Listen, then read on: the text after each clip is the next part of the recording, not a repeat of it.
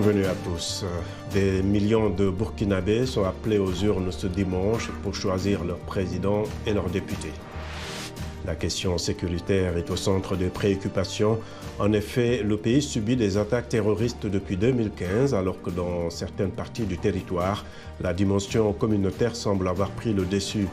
Comment le sujet sur la sécurité est-il abordé par les 13 candidats à la présidentielle? Quels sont les autres thèmes abordés lors de cette campagne? Comment les Burkinabés voient-ils ces élections? Analyse au cours des 30 prochaines minutes.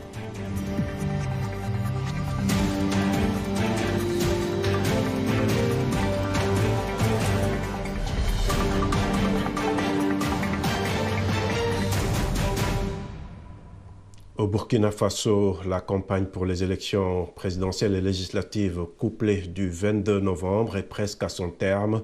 Les 13 candidats retenus par le Conseil constitutionnel sillonnent le pays pour vendre leur projet de société aux populations. De la lutte contre la corruption au chômage des jeunes, la question de l'insécurité domine donc les débats avec des approches différentes. Les explications de Yacouba Ouedraogo.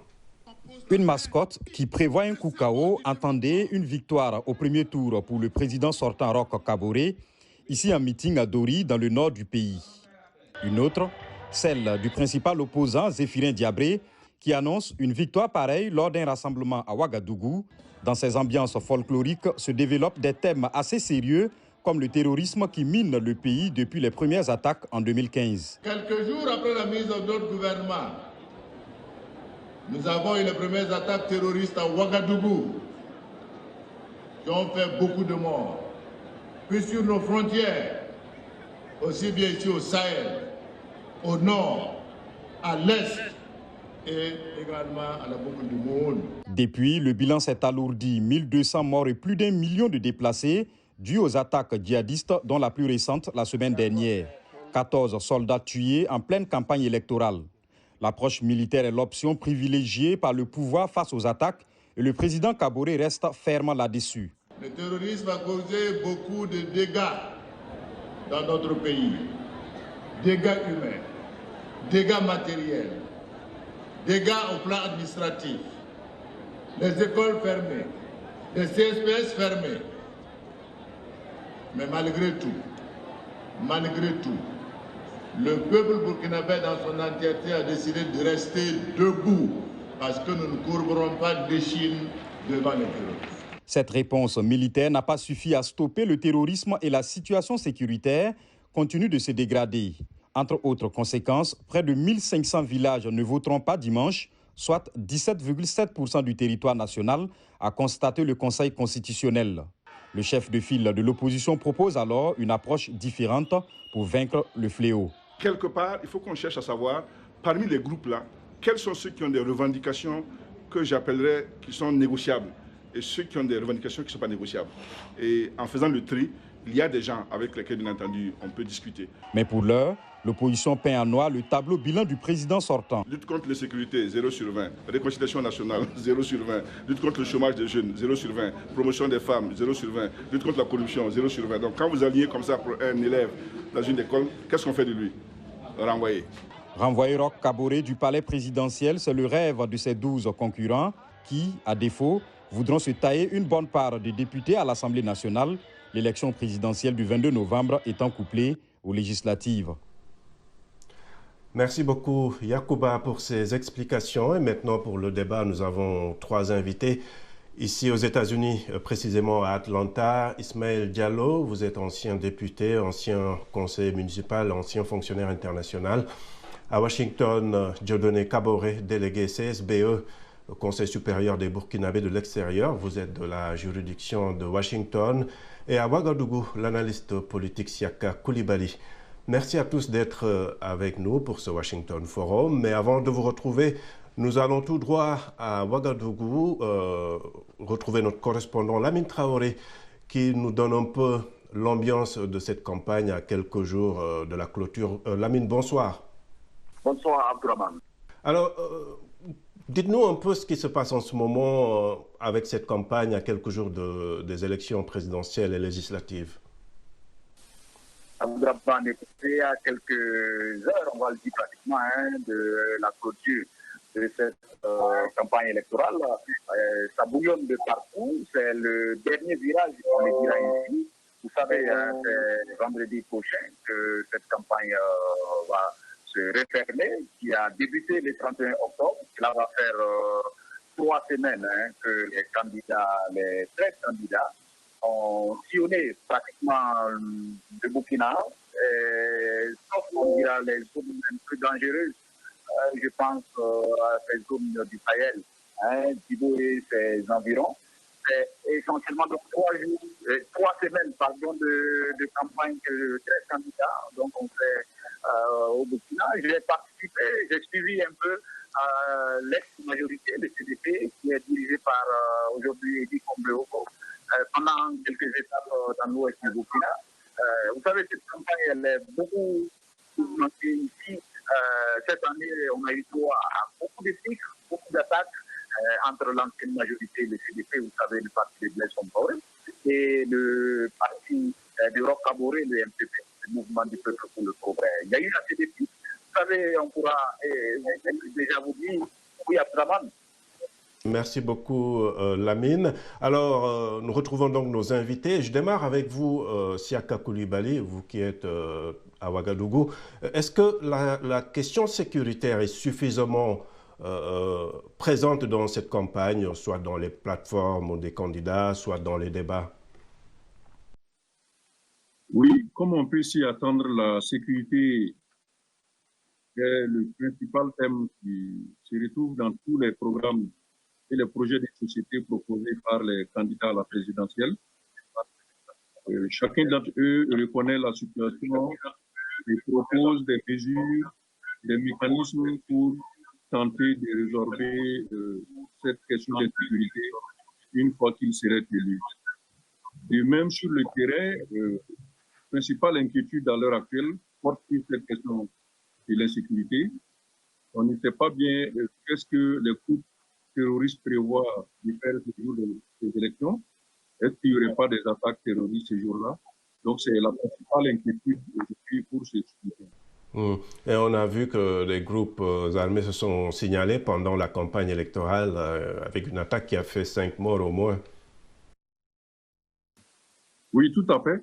Il y a eu au moins 2 attaques dans le nord du pays. Le chauffeur d'un député en campagne qui a été abattu. Ensuite, un convoi des militaires qui a été également attaqué avec 14 morts du côté des militaires. Donc, tout le monde pense ici que le jour des élections peut très bien servir d'occasion pour les groupes armés de se faire inviter dans le débat politique. Alors, oui, Ismaël Diallo, comme l'a dit Siaka, il y a quand même un peu d'inquiétude. On a 1500 villages, soit plus de 17% du territoire national, qui ne vont pas voter entre exclusion d'une partie de la population pour certains et nécessité de respecter le calendrier électoral pour d'autres. Vous, où est-ce que vous vous situez entre ces deux, disons, ces deux visions? C'est-à-dire de dire que je ne me situe nulle part parce que tous les deux côtés ont des arguments pour étayer leur position. On pourrait dire, oui, il y a 17% du territoire national qui n'est pas accessible. Et que deviennent ces autres compatriotes, ces citoyens, s'ils ne peuvent pas voter? Donc il faut surseoir aux élections. L'autre côté peut dire non, il faut quand même y aller et faire la campagne et les votes là où c'est possible. Tout cela est faisable. Mais le plus important, oui, il faut avoir une représentation nationale, très bien. Mais de vous à moi, pour moi, tout cela, c'est une parodie de démocratie. Je sais que ce sont des propos politiquement incorrects. Mais c'est du cinéma, on s'habitue, on s'exerce à cela parce que c'est convenable et parce que tout le monde le fait, excepté dans certaines monarchies. Vous parlez de quoi? Qu'est-ce qui est du cinéma pour vous? Il faut le faire, mais très honnêtement, qui s'exprime vraiment et quel est le programme? Vous avez entendu les candidats qui donnent une manière, qui expliquent de manière crédible comment est-ce qu'il faut aller vers la fin des activités terroristes. Well, on dit qu'il faut parler aux terroristes. Très bien. Mais à qui vous allez parler?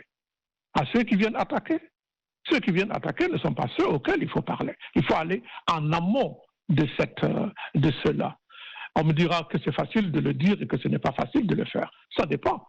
Si on s'adresse aux bonnes personnes, on trouvera que c'est facile de le faire. Peut-être que l'importance du calendrier électoral aussi a poussé les autorités peut-être à y aller malgré l'insécurité. Non, il y a des pays qui ont repoussé des élections à cause de la Covid-19. Et s'il y avait un coup d'État, on aurait également repoussé les élections. Donc, s'agripper, se cramponner au respect du calendrier électoral, pour moi, est un artifice. D'accord. Alors, Dieudonné Kaboré, les Burkinabés vivant aux États-Unis vont voter ici à Washington, mais également à New York. Comment est-ce que cette diaspora suit cette élection? Merci beaucoup. Disons que c'est une opportunité pour nous vivant à l'extérieur, pas uniquement ici à Washington ou à New York, mais partout dans le monde, pour une première fois, pour pouvoir voter, étant à l'extérieur du pays. Nous suivons cela de très près et surtout aussi du côté de la sécurité. Nous voyons que Burkina Faso, depuis des années, que le départ de Blaise avec, disons, avec ce gouvernement en place, il y a eu pratiquement carrément l'insécurité que partout au Burkina Faso. Et nous suivons cela.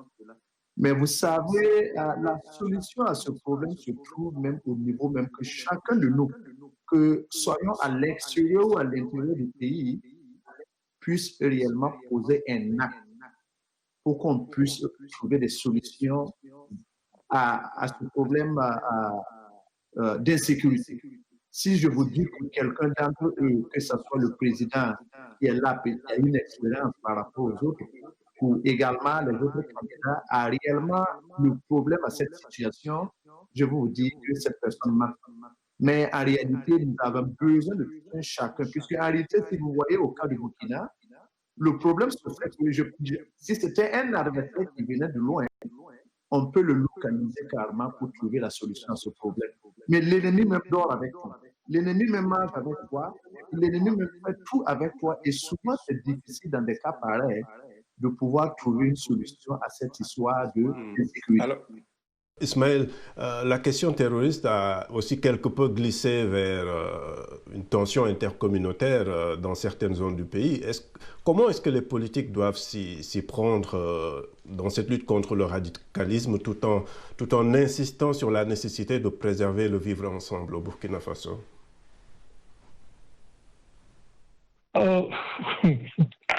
Vous savez, encore une fois, je crois que d'abord, nous avons un problème de définition des mots. Deuxièmement, nous avons un problème de compréhension de ce qui nous arrive. Vous dites que le terrorisme a glissé vers des conflits intercommunautaires. Pourquoi est-ce qu'il y a eu la possibilité de glisser vers cela? Parce qu'il y a des fissures qui n'ont jamais été comblées. Parce que le fameux vivre ensemble dont tout le monde se gargarise était en réalité illusoire. C'était un horizon avec des reflets. Nous n'avons jamais voulu, nous n'avons jamais compris la nécessité de créer une nation. Nous avons laissé les ethnies, les régions se juxtaposer ou cohabiter, mais de manière très fragile. Alors, tout est possible. Et en plus de cela, nous avons entretenu les préjugés, les idées reçues, les uns par rapport aux autres ou sur les autres. Alors, ça a été très, très, très facile. Ça nous rend compte qu'il faudra des décennies et des générations pour combler ces fissures-là. Et il ne faut pas s'attendre à ce que ce soit les politiciens qui le fassent. Ils ne sont ni compétents pour le faire et ni désireux de le faire. Parce qu'il y a certains pour lesquels c'est le terreau sur lequel il faut construire l'électorat. D'accord. Alors, on a quand même des réactions sur la page Facebook de VOA Afrique. On a par exemple Bassirou Wangrawa au Burkina Faso. Il n'a pas dit précisément dans quelle ville. Il écrit « J'ai confiance en mes compatriotes burkinabés, surtout avec un code électoral plus fiable que beaucoup de pays de l'Afrique de l'Ouest. Bonne chance à tous les candidats et que le meilleur gagne. » Hassan Boulalé à Djibouti écrit « L'Afrique est riche en sous-sol, mais pauvre en politiciens qui se soucient de l'intérêt de la population. C'est le cas aussi au Burkina Faso. Les élections ne sont pas source d'espoir ou de développement, mais de discorde et d'insécurité. » Donc Hassan Boulalé qui parlait beaucoup plus globalement des hommes politiques en Afrique. Voilà. Merci beaucoup de rester fidèle à VOA Afrique. Washington, le forum revient après une courte pause.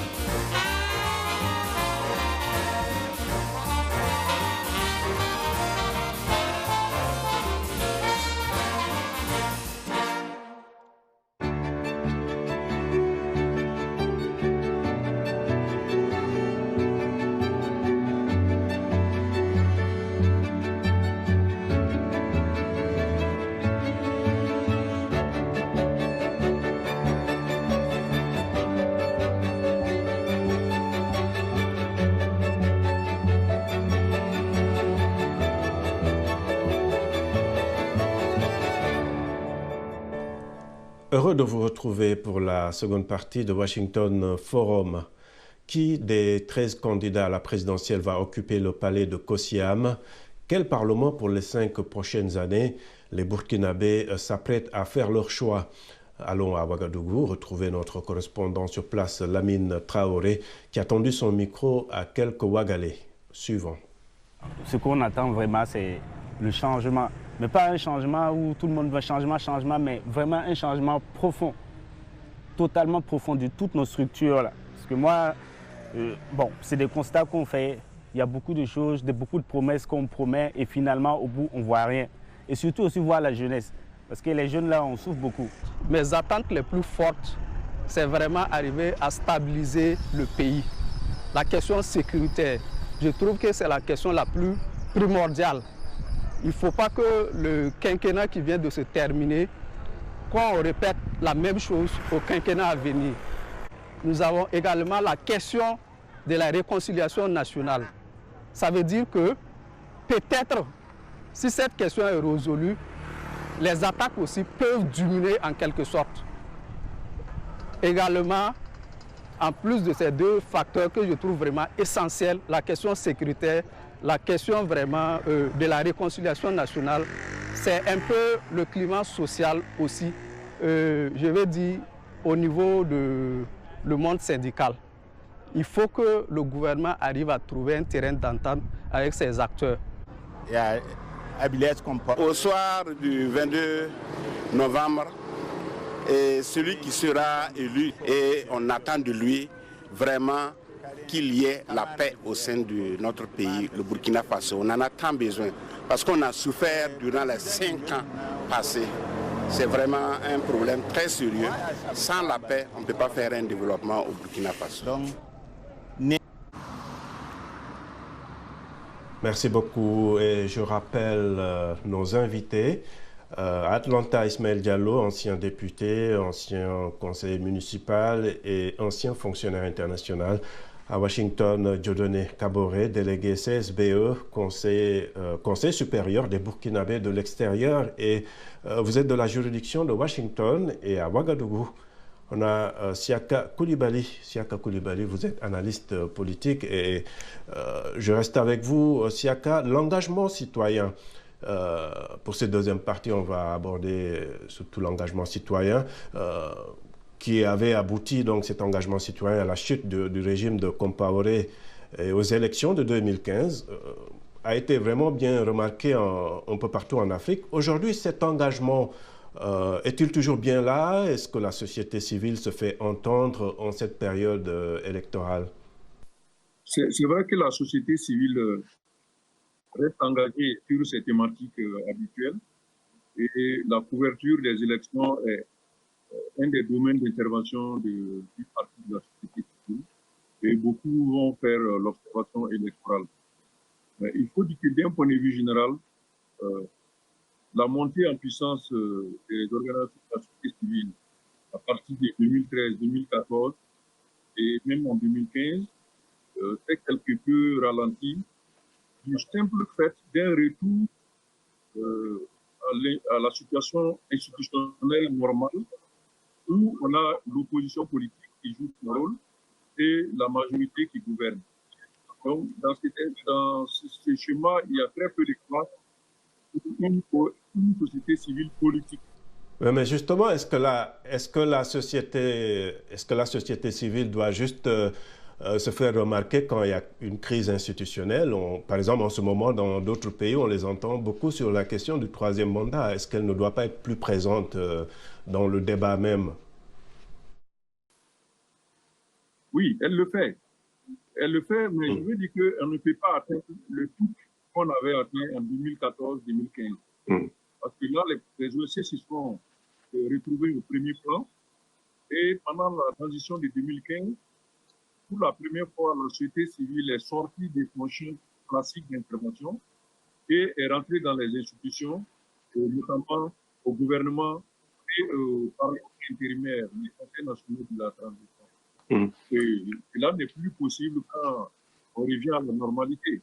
Parce qu'il y a une opposition élue, il y a des partis politiques du Parlement qui ont été élus, un président du FASO élu. Donc le rôle institutionnel de la société civile ne peut plus exister. Sinon, on revient au schéma classique de l'intervention des OSC. Et justement, Dieudonné, la diaspora est une force politique et sociale avec ses millions de membres. Comment est-ce qu'elle s'organise pour se faire entendre par les décideurs et même influer sur la décision, sur la direction du pays?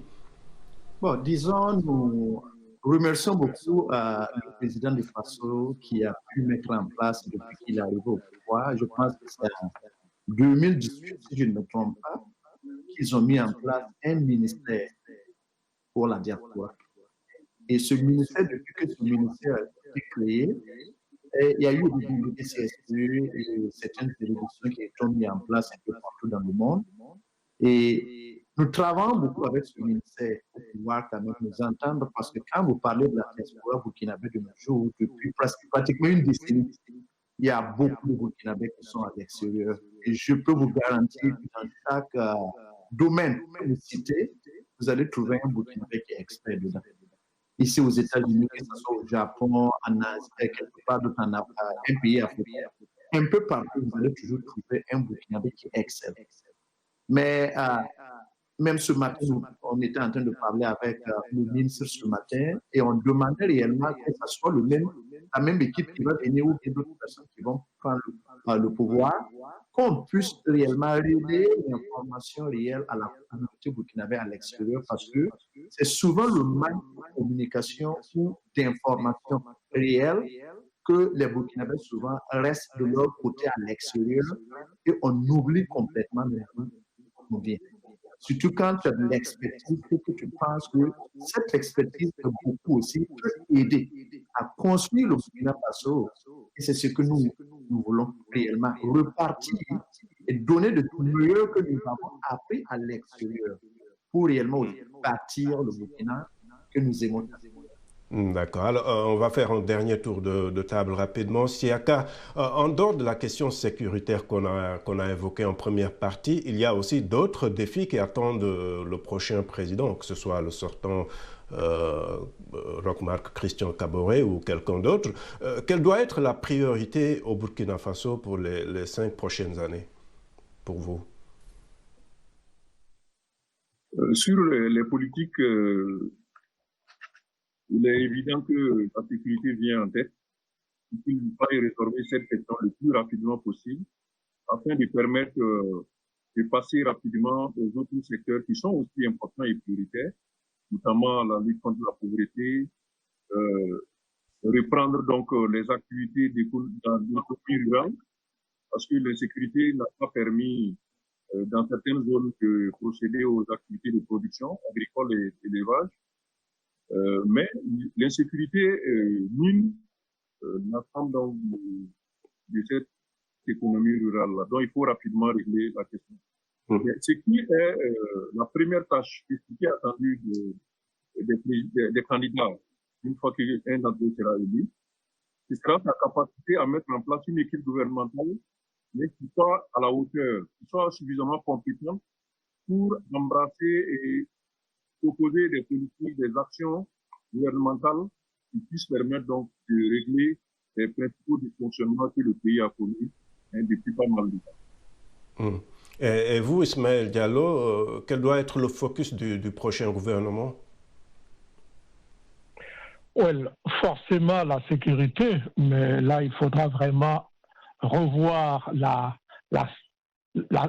stratégie et l'action, le plan d'action. Je ne prétends pas que ce qui se fait est mal fait, mais je prétends qu'il y a une autre manière de faire qui peut porter davantage de fruits et plus rapidement. Et je ne parle pas en néophyte, sans humilité, sans fausse humilité. La deuxième, c'est la réconciliation dont on parle et mettre fin aux conflits intercommunautaires. Il faudrait rétablir la justice, l'égalité de tous. Et cela se débute à la base, dans les villages, dans les conseils municipaux. C'est là que l'on construit la citoyenneté et la nation. Ce n'est pas par des conférences nationales ou des assises nationales ou des gouvernements où tout le monde est représenté. Oui, et Dieudonné, même question, votre vision pour le Burkina des 5 ans à venir? Ma vision pour le Burkina Faso des 5 ans à venir, je rejoins M. Siaka également. Je suis tout de suite d'accord, la sécurité number one, il faut réellement, nous tous, la prière, c'est pouvoir réellement un jour et puis voyager un peu sans aucun problème. La sécurité vient en première position. Et en dehors de la sécurité, il faut souligner, comme M. Diallo l'a précisé, la justice. On parle de cohésion sociale, vivre ensemble. Et si vous remarquez au Burkina Faso de nos jours, au niveau de la justice aussi, je pense qu'il y a beaucoup de choses quand même qu'il faut faire. Et comme dit beaucoup de gens qui sont à l'extérieur ici, qu'on risque de ne pas le voir un jour quand il y aura une révolution au Burkina Faso, c'est la justice qui risque de provoquer cela. Et nous voulons réellement que ce système judiciaire aussi quand même puisse accompagner selon la justice, qu'on puisse réellement faire la justice comme ce que le droit demande à ce qu'on le fait. Et en dehors de cela, je pense que côté économique et le reste social, ça va réellement venir. Si chacun met réellement sa main dedans et joue le rôle qu'il doit jouer, je pense que le Burkina Faso sera un pays exemplaire un peu partout dans le monde, que nous allons beaucoup attirer, pas uniquement des opérateurs économiques ou bien des gens qui vont venir investir, mais aussi quand même un pays que les gens voudraient venir pour vivre et comme on avait l'habitude de dire, pour qu'ils disent ou bien les pays des hommes intègres. Et c'est ce que nous voulons voir les 5 années à venir. Voilà, en tout cas, bien dit, belle conclusion. Nous arrivons au terme de ce Washington Forum. Merci à nos invités et à vous qui nous avez suivis. Vous pouvez retrouver cette émission sur notre site internet et sur notre page Facebook, sans oublier nos télépartenaires sur le continent. Je remercie toute l'équipe technique. À très bientôt. Au revoir.